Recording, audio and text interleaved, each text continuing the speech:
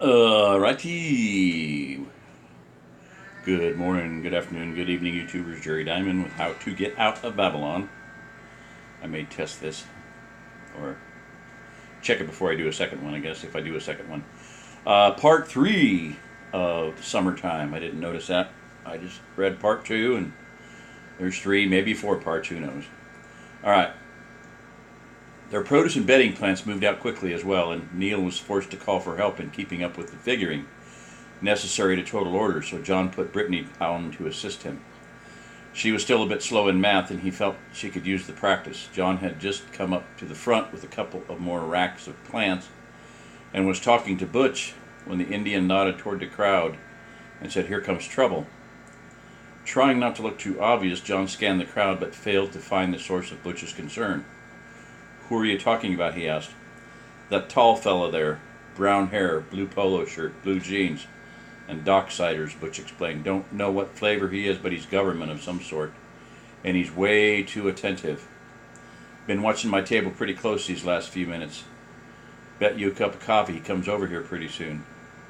John took a chair at the table and, under the pretext of examining Neil and Brittany's figuring, kept tabs on the man in the polo shirt. Sure enough, he did seem to be paying particular attention to the Two Crows trading post table, so he was not surprised when the man walked up a minute later. "Morning," Butch said. "What can I do for you today?" The man smiled and put out his hand, which John shook. "Good morning. Are you Mr. Two Crows?" "I am he," he responded, his smile fading slightly. "I'm Mark Hill, State Revenue Department. I was wondering if I could speak with you for a moment." His face fell into a deadpan expression as Butch replied, "Do I have any choice?" Still smiling, the agent said, "Now, Mr. Two Crows, let's not start off on the wrong foot. I'm just here to bring you up to date on your responsibility to the state." "My responsibility to the state," the Indian said in a reflective tone. "Now, what responsibility would that be?" "I understand you're fairly new to the market, aren't you, Mr. Two Crows?" the agent explained. "It's not uncommon for business people in venues such as these to be unaware that the retail sales have tax obligations which are owed to the state. It's how the state stays in business and provides you with the road you travel to get to the market and your customers as well, in addition to supplying law enforcement to protect you from those who would steal from you." At that last, John snorted and interjected, "I haven't noticed much help from the state when it comes to law enforcement ever since the impact. In fact, until recently, I was the law in my area, and a number of my fellow community members along with me. Sure didn't see much in the way of road maintenance either. We had ice and snow on the roads for months without anyone ever coming to clear it off.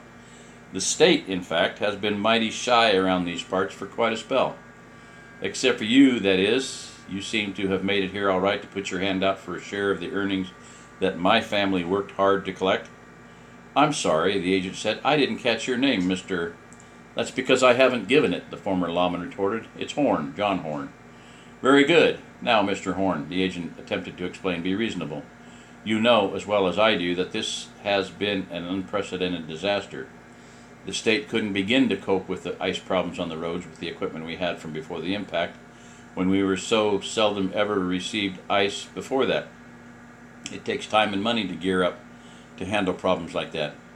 "Yeah, you guys certainly take your time doing anything once you've taken our money," Butch Two Crows interjected. "Supposing I agree to pay your taxes, what am I to do about the fact that half or more of the business done here is at the market is barter? And it's only going to increase because the high and mighty are trying to bail their banks out by throwing our money overboard. You government types want to serve the public, but you get us a stable dollar so we can do business in dollars, and you might get a better reception in these parts." Yes, Mr. Two Crows. Well, you see, the state can't do much about the ability of the dollar, I'm afraid. That's the federal government's responsibility. But the state government still has to function, and to do what we have to be able to collect. And to do that, we have to be able to collect the lawful taxes on commerce. I can understand the problems you all are having with the currency, but it's outside of anything the state can possibly affect. I can appreciate that much of your business is of necessity in the form of barter, and the state takes no position on that. All you have to do is calculate the dollar value of that portion of your business and pay your sales tax obligation on it." "Well, ain't that just fine?" Butch snorted. The state takes no position on barter, just pay us your taxes on it in dollars. Half or more of my customers don't have any cash to do business with, But we're supposed to pay you your percentage on the whole of our business from what cash we do take in? How are we supposed to stay in business like that? The agent began once again to explain the situation to the recalcitrant traders when he realized that all conversation from many tables around had come to a stop, with traders and customers alike intently attentive to their exchange. Many hard and stony gazes were being laid upon him, and he began to feel their weight. Another trader dealing in building materials spoke out. Maybe if the government would show itself to be of some use around here, you'd get people more willing to consider paying your taxes. Far as I can tell, the state ain't done diddly squat for anyone since before that damned rock hit Bermuda. What's Tallahassee done for us since the asteroid came that we should pay its taxes? A low, angry murmur began to arise from the assembled crowd of shoppers and traders. I can't clothe my family now. If I have to pay government taxes on top of the way prices are now, we'll be wearing rags. Yeah, damn right. Damn government's got nerve to come in here with its hand out, and other voices began to make themselves heard. With the crowd growing ugly, the agent said in a loud but calm voice, I can see that I haven't done a good job of making my case. I'll come back next week when I'll be better prepared. You do that, Butch said. The agent turned and began to pass through the crowd, not looking at either side, and soon passed through the market gates. John turned to Butch and said, and he will too, probably at the head of a column of tax agents or state troopers. The state isn't going to take open rebellion like that lying down. Butch grinned and said, yeah, don't you know it, but we got us a week, didn't we? Who knows? Maybe by then the dollar will have collapsed and there won't be any money for them to collect taxes in. But he's... All right.